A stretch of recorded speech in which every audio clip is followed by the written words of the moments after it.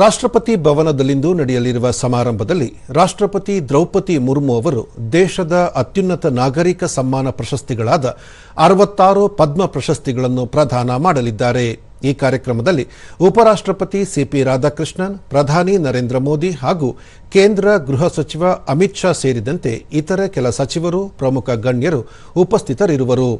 ರಾಷ್ಟ್ರಪತಿಯವರು 2 ಪದ್ಮವಿಭೂಷಣ, 6 ಪದ್ಮಭೂಷಣ ಮತ್ತು 58 ಪದ್ಮಶ್ರೀ ಪುರಸ್ಕಾರಗಳನ್ನು ಪ್ರದಾನ ಮಾಡಲಿದ್ದಾರೆ. ಪ್ರಸಕ್ತ 2026ನೇ ಸಾಲಿನಲ್ಲಿ ಒಟ್ಟು 131 ಪದ್ಮ ಪುರಸ್ಕಾರಗಳನ್ನು ಘೋಷಿಸಲಾಗಿದೆ. ಈ ಪೈಕಿ 5 ಪದ್ಮವಿಭೂಷಣ, 13 ಪದ್ಮಭೂಷಣ ಮತ್ತು 113 ಪದ್ಮಶ್ರೀ ಪುರಸ್ಕಾರಗಳಿಗೆ ಇಂದು 66 ಪದ್ಮ ಪುರಸ್ಕಾರಗಳನ್ನು ಪ್ರದಾನ ಮಾಡಲಾಗುತ್ತಿದ್ದು, ಉಳಿದ ಪುರಸ್ಕಾರಗಳನ್ನು 2ನೇ ಹಂತದಲ್ಲಿ ನಡೆಯಲಿರುವ ಕಾರ್ಯಕ್ರಮದಲ್ಲಿ ಪ್ರದಾನ ಮಾಡಲಾಗುತ್ತದೆ.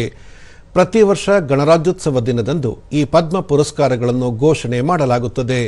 ಕಲೆ, ಸಾಮಾಜಿಕ ಕಾರ್ಯ, ಸಾರ್ವಜನಿಕ ವ್ಯವಹಾರ, ವಿಜ್ಞಾನ ಮತ್ತು ಇಂಜಿನಿಯರಿಂಗ್, ವ್ಯಾಪಾರ ಮತ್ತು ಕೈಗಾರಿಕೆ, ವೈದ್ಯಕೀಯ, ಸಾಹಿತ್ಯ ಮತ್ತು ಶಿಕ್ಷಣ, ನಾಗರಿಕ ಸೇವೆಗಳೂ ಸೇರಿದಂತೆ ಇತ್ಯಾದಿ ಕ್ಷೇತ್ರಗಳಲ್ಲಿ ಸಾಧನೆ ಮಾಡಿರುವ ಸಾಧಕರಿಗೆ ಈ ಪದ್ಮ ಪುರಸ್ಕಾರಗಳನ್ನು ನೀಡಿ ಗೌರವಿಸಲಾಗುತ್ತದೆ.